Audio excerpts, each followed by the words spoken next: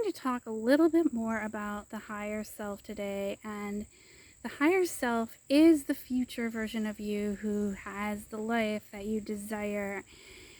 And where I'm noticing that some people are getting confused is they start thinking of the higher self as like almost this deity, this otherworldly being that is all knowing and is in multiple timelines and is kind of everywhere. And some people think of it as like the 7D self, or just like, I don't want to say like everything because it's not, but like this kind of all encompassing multi-universal you. And where this gets to be a problem is the higher self being the future version of you who has the life you desire. You don't really want all of those possibilities. You're just trying to narrow it down to the possibility that you actually desire and not everything else. And that's where we talk about like the higher self or the lower like animal self. And there are lots of other selves and versions of us existing somewhere in the multiverse. But when you contact your higher self, you want the directions to get where you want to go. You don't want, everything, because you are somebody who has a desire to go forward into a future that you desire, which is life you desire, not like one thing that you want, but the totality of your life that you desire. And that's essentially where the higher self comes in. And so when we talk about connecting with your higher self, we talk about connecting with that piece of you, the future you who has the life you desire, so knows how to get from where you are now to where you want to go.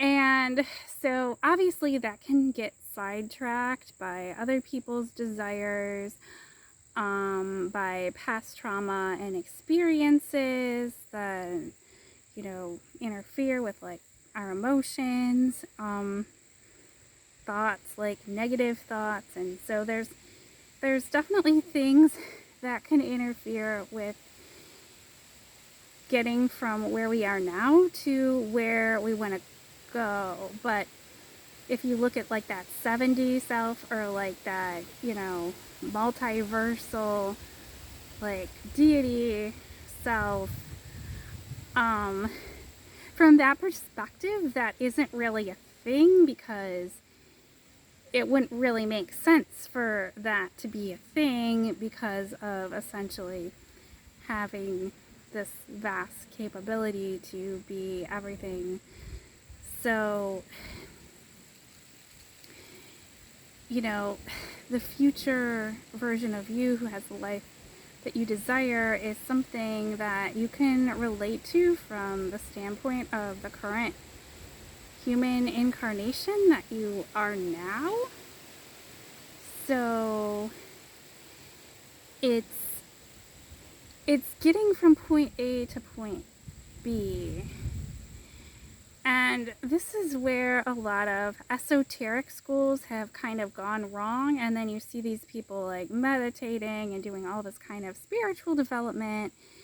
And you look at their actual lives and they're like, well, yeah, they meditated, they experienced the higher self or something. And now look, their life is like a total mess. And that's not something I want. So therefore, like whatever these people practiced, it must not be worth anything. Like, it's easy from the outside to look at that and, then come to the obvious conclusion, like, what good is it?